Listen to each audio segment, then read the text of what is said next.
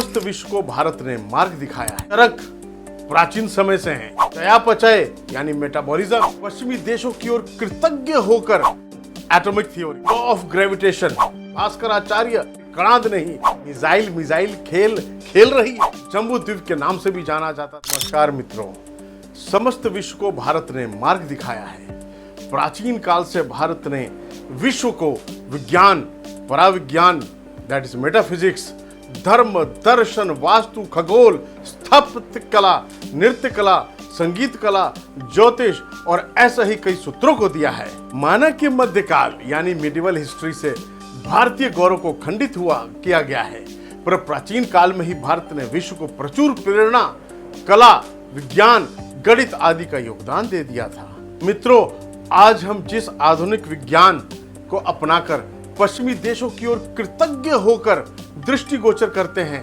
पर वास्तविकता में हमारा ही मूल मंत्र और सिद्धियों पर उन्होंने शोध कर दुनिया के सामने विज्ञान को पेश कर दिया है।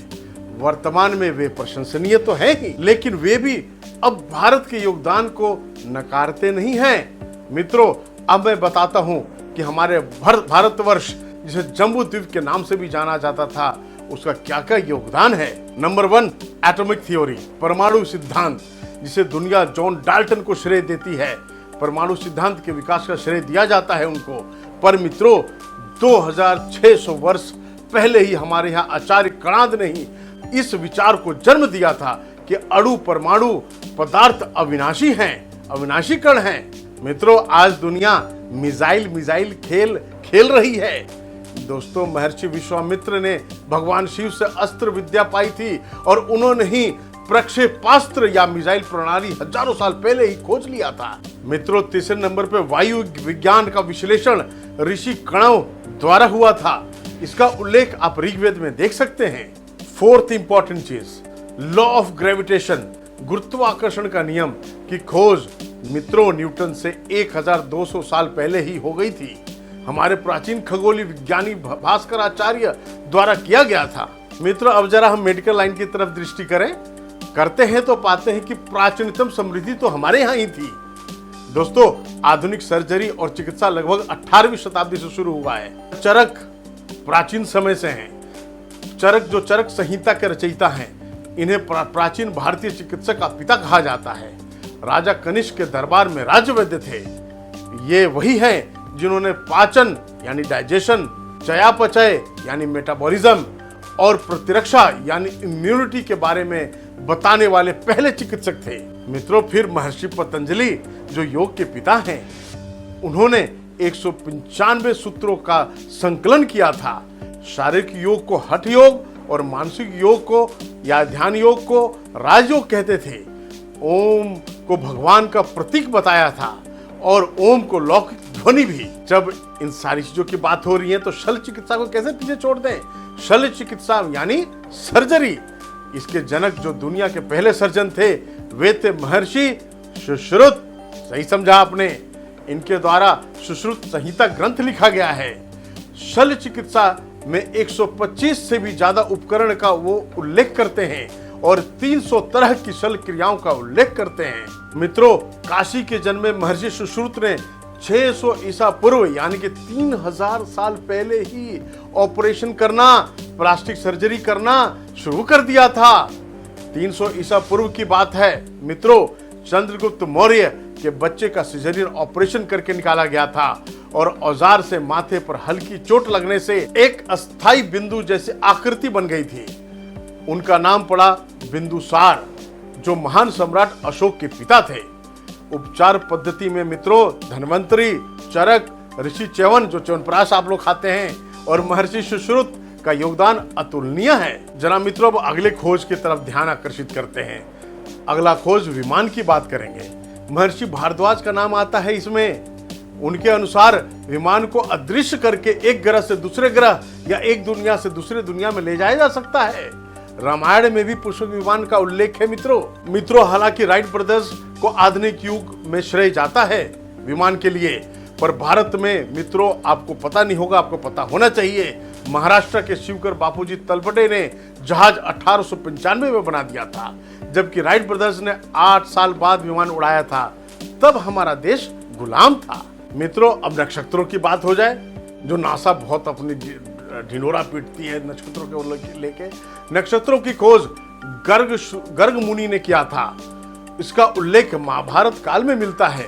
नासा ने तो पिछली शताब्दी में बताया था, हमारे यहाँ पंचांग सदियों से बताते आ रहे हैं।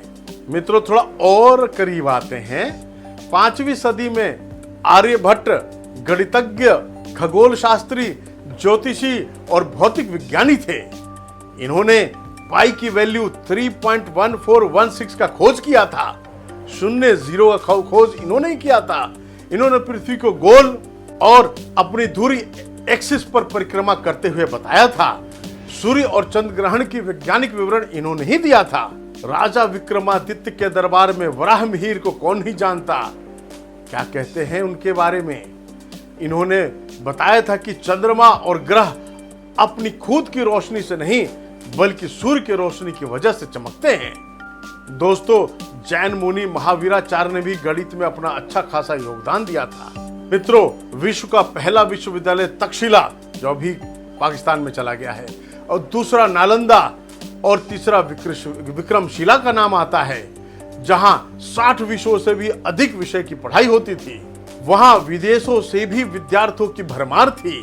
लाइन लगता था, एडमिशन होने में बहुत समय लग जाता था। मित्रों, अब अगर भाषा की बात करें तो संस्कृत को सभी भाषाओं की जननी बोला जाता है। यह विश्व की सबसे प्राचीन भाषा है। दोस्तों, संस्कृत का शाब्दिक अर्थ है परिपूर्ण भाषा। यह भाषा कंप्यूटर के उपयोग के लिए सर्वोत्तम माना गया है। भविष्य पुनः इसी भाषा का है। मित्रों, 3000 वर्ष पूर्व संस्कृत धड़ल्ले से बोली जाती थी। पाणिनि ने दुनिया का पहला व्याकरण ग्रंथ लिखा था संस्कृत के लिए। इस ग्रंथ का नाम था अष्टाध्यायी। दोस्तों, 1100वीं ईस्वी तक संस्कृत का बोलबाला था। आज भारत में जितनी भी भाषाएं बोली जाती हैं, सब संस्कृत से जन्मी हैं। एक मजेदार बात भी बताता हूं आपको मित्रों। शतरंज, चेस जो आप खेलते हैं, शतरंज का आविष्कार अपने भारत में ही हुआ था। किंवदंती है कि रानी मंदोदरी ने राजा रावण के लिए, उनको खुश करने के लिए कि इस खेल का आविष्कार किया था। शतरंज का प्राचीन नाम चतुरंगिनी था, मतलब 4 अंगों वाली सेना। कालांतर में भारत से ईरान में लोकप्रिय हुआ और इसे चतुरांग के नाम से जाना जाने लगा। और फिर कालांतर में अरबी भाषा में शतरंज कहा जाने लगा और यूरोप पहुंचते पहुंचते वह चेस हो गया। अगर 19वीं शताब्दी की भी बात करें मित्रों, तो जगदीश चंद्र बसु का भी काफी महत्व है। हालांकि उनको उतना महत्व पश्चिमी देशों ने दिया नहीं दिया, ये तो विवाद के विषय है। पर भारतवर्ष को आक्रांताओं ने पद दलित और इसे लूटा ही, और कुछ दिया नहीं। दिया भी तो बहुत कम दिया। दोस्तों, चलते चलते एक और बात कर लेते हैं। एटम बम बनाने वाले रॉबर्ट ओपेनहाइमर गीता ग्रंथ से प्रभावित था। वे गीता के 11वें अध्याय के 32वें श्लोक का जिक्र करते हैं। कालः अस्मि लोकक्षय कृत प्रवृद्धो लोकाम समाहर्तुमिह प्रवृत्तः। इसका अर्थ आपको ढूंढना है मित्रों, और कमेंट में लिखना है। भारत को सदैव छला गया है हर समय, क्योंकि शायद हम एक नहीं थे। एक होते तो हल्दी के पेटेंट के लिए भी इतनी जद्दोजहद नहीं करनी पड़ती। याद रखिए, बटेंगे तो लूटेंगे। मित्रों, आप स्वस्थ रहें, प्रसन्न रहें, मस्त रहें। अगली बार अगले विषय वस्तु के साथ फिर हाजिर होंगे। नमस्कार मित्रों।